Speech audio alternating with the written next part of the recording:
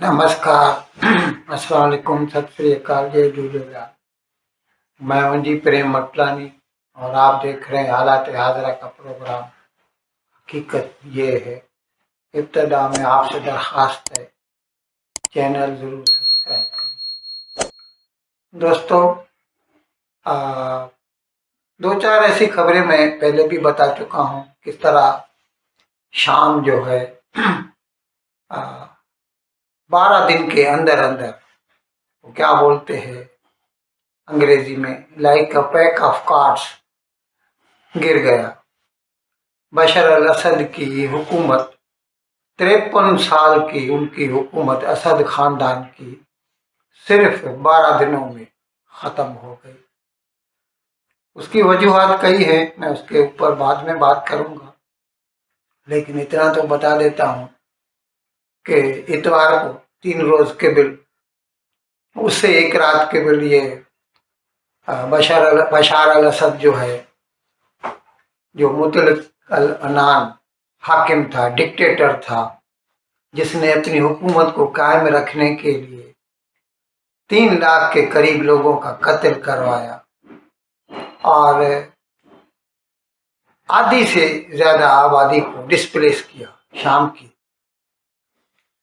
वो एक रात में भागकर रूस चला गया और उसकी जगह HTS हयात तहरीर अल शाम उन्होंने कब्जा कर लिया। वो मैंने 3-4 प्रोग्राम किए थे, बताया किस तरह पहले जो है अलेपो हलब पे कब्जा किया, फिर हमा पे कब्जा किया, फिर होम्स पे, और फिर दमश्क पहुंच गए।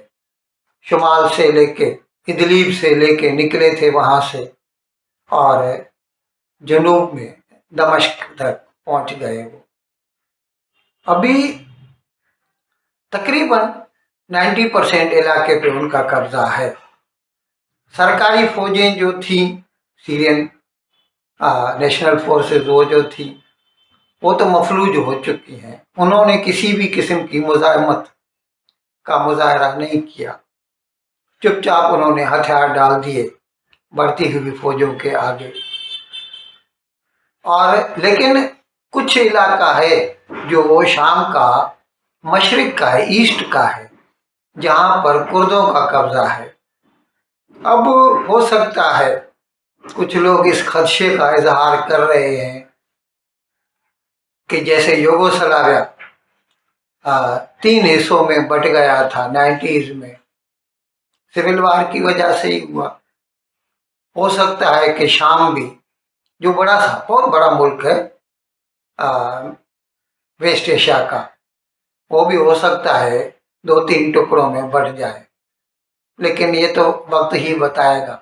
फिलहाल तो ज़्यादातर रकबे पे HTS वाले, यानी हयात तहरीर अल शाम, जिनका लीडर है अबू मोहम्मद अल जुलानी, उसका कब्जा है, और बाकी थोड़े से टुकड़े पे कुर्दों का कब्जा है। नई हुकूमत जिनकी बनी है, उन्होंने पहले वाला जो वजीर आजम था, जिसका हमने पहले तो नाम भी नहीं सुना था, जलाली, उसको हटा दिया है और अपना वजीर आजम मुंतखब कर दिया है, मतलब नामजद कर दिया है। उसका नाम है मोहम्मद अल बशीर। बशीर समझ लीजिए, वो ऐसा ही कहते हैं। मोहम्मद अल बशीर को नया वजीर आजम बनाया है। सदर के नाम का ऐलान नहीं किया। हो सकता है खुद ही मोहम्मद अबू मोहम्मद अल जुलानी जो है वो खुद ही सदर बन जाए। लेकिन इस पूरे जो कंफ्यूजन में, जो पिछले 10-12 रोज से हो रही है, और फिर इतवार को जो है दमश्क फेल टू दी रेबल्स, इसमें इसराइल ने इसका फायदा उठाया है।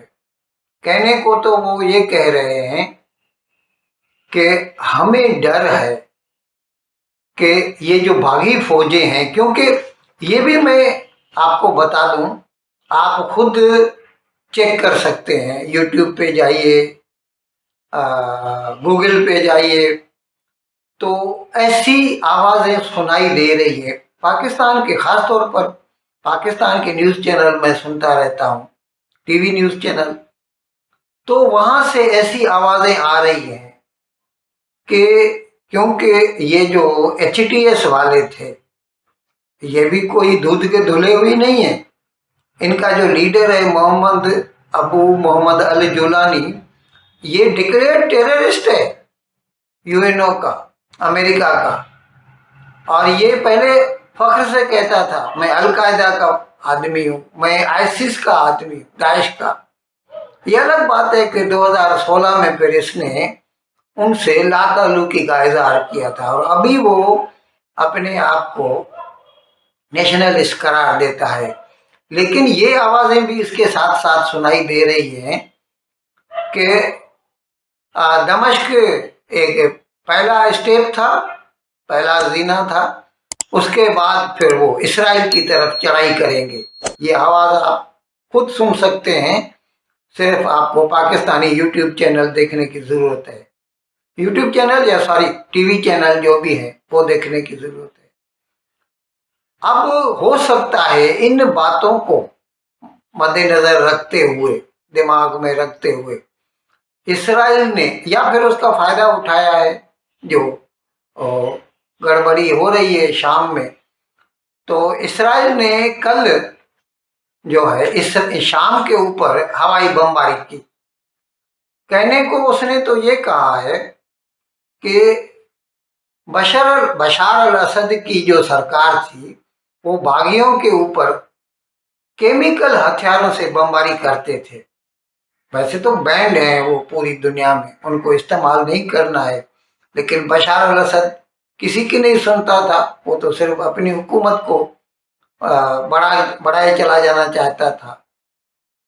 तो वो जो केमिकल वेपन्स के जो ज़ख़ीरे हैं अलग अलग जगहों पर, शाम में, सीरिया में, उनके ऊपर इसराइल कहता है मैंने बमबारी की है और जहाँ जहाँ पर उनके जो मिसाइल के ज़ख़ीरे हैं उनके ऊपर बमबारी की है। और फिर लताकिया का एक बंदरगाह है शाम का, जहाँ पर सीरियन नेवी के जो डिस्ट्रॉयर वगैरह यानी जंगी जहाज खड़े थे उनको तबाह बर्बाद कर दिया है। कहने को वो तो ऐसा क्लेम करते हैं कि Syrian navy is finished, air force तो उसकी है ही नहीं, समझे आप। ज़मीनी फोर्सेस जो थी उनकी बड़ी अफवाज सीरिया की, वो तो जैसे ही HTS वालों ने एडवांसमेंट शुरू किया, आगे बढ़ना शुरू किया, ऊपर से नॉर्थ से साउथ की तरफ आना, तो वो तो अपनी अपनी जो उनकी महाज थे, फ्रंट्स थे, उनसे हटना शुरू हो गए। मैंने अर्ज किया था पहले के प्रोग्राम में कि किस तरह जैसे वो 2021 में तालिबान जब आ रहे थे अफगानिस्तान में, तो जो अफगानिस्तान की सरकारी फौजें थी 3 लाख के करीब थी वो भी फौज, उन्होंने भी कोई मुकाबला नहीं किया। इसी तरह यहाँ पर भी शाम की जो सरकारी फौजें थी उन्होंने HTS वालों का कोई मुकाबला नहीं किया। अब इसराइल ने ये खदशे का इज़हार करते हुए कि ये जो बागी हैं हमारे ऊपर केमिकल हथियार का इस्तेमाल भी कर सकते हैं, वो जो मिसाइल हैं उनका इस्तेमाल भी कर सकते हैं और वो हमारे लिए नुकसान का बायस बन सकते हैं। इसीलिए जो बफर जोन कायम था गोलान हाइट्स में, मतलब सीरिया और इसराइल के दरमियान, उसको क्रॉस करके आगे चला आया है इसराइल, ताकि बफर जोन में ये जो बागी हैं ना वो ना आ जाएं कहीं। और इसके साथ साथ एक माउंटेन पीक है हरमान, कहते हैं 40 किलोमीटर दूर है दमिश्क से, सिर्फ 40 किलोमीटर, उस पर इसराइल ने कब्जा कर लिया है।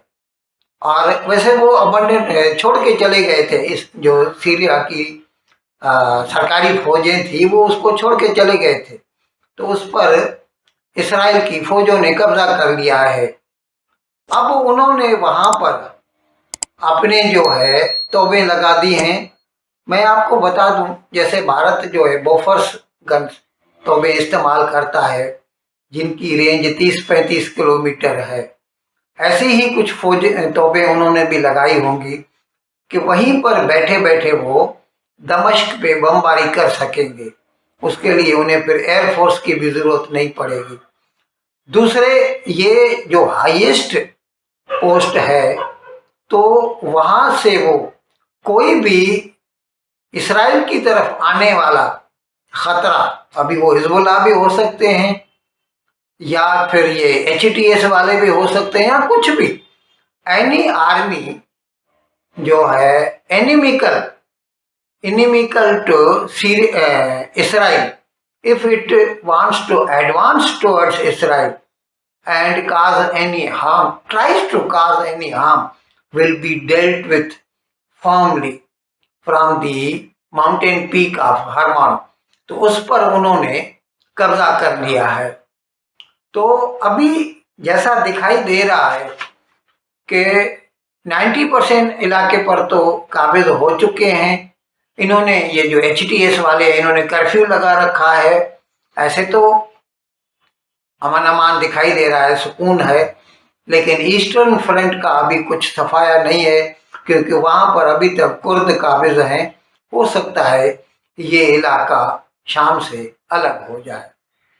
अब यहाँ पर मैं मुस्लिम दुनिया से ये पूछना चाहता हूँ, खासतौर पर उसको भी छोड़िए, पाकिस्तान वालों से मैं ये पूछना चाहता हूँ, पिछले साल 7 अक्टूबर को हमास वालों ने अचानक से इसराइल के ऊपर हमला कर दिया, बेगुनाह 12-13 साल लोगों का कत्लेआम किया, खवातीन की इस्मत दरी की, रेप किए और बेगुनाह 250-300 लोगों को अपने साथ यरगमाली बनाकर ले गए, जिसके अभी तक 100 बंदे उनके कब्जे में है, वापस नहीं किए हमास वालों ने।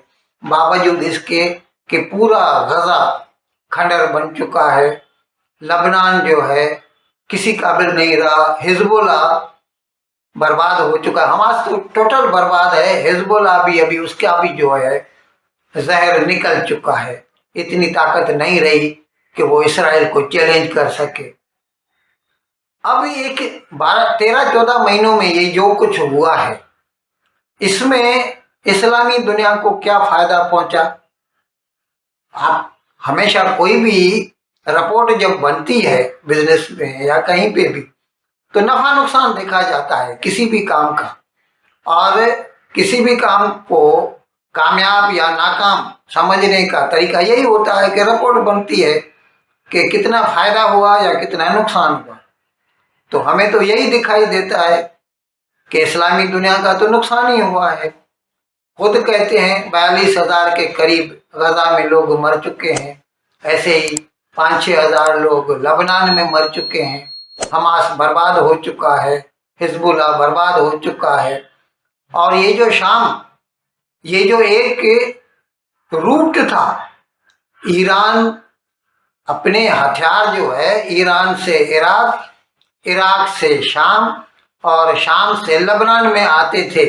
हिजबुल्लाह को जो है ईरान इस तरह हथियार बेचता रहता था और एक बड़ी सी फौज बना के रखी थी हिजबुल्लाह की, 1.5 लाख की तो फौज थी।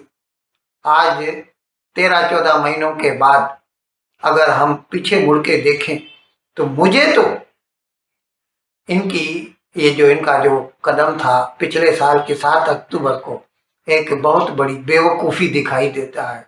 ये अलग बात है कि पाकिस्तानी और बाकी मुस्लिम दुनिया जो थी, जब ये हमला किया था हमास वालों ने, तो मिठाइयाँ बांट रहे थे और खुशियों का इजहार कर रहे थे। अब वो मुझे जवाब दे कमेंट में, क्या उनका ये कदम सही था? इन अल्फाज के साथ आज का प्रोग्राम ख़त्म करने की आपसे इजाज़त चाहता हूँ, लेकिन विदाई लेने से पहले एक मरतबा फिर आपसे मेरी दरख्वास्त है कि जिस किसी साहब या साहिबा ने अब तक हमारे इस चैनल को सब्सक्राइब नहीं किया, हज़राए करम इसको जल्द से जल्द सब्सक्राइब करें, प्रोग्राम को लाइक करें, शेयर करें। اور گھنٹی کا بٹن دبانا نہ بھولیں. بہت بہت شکریہ. خدا حافظ.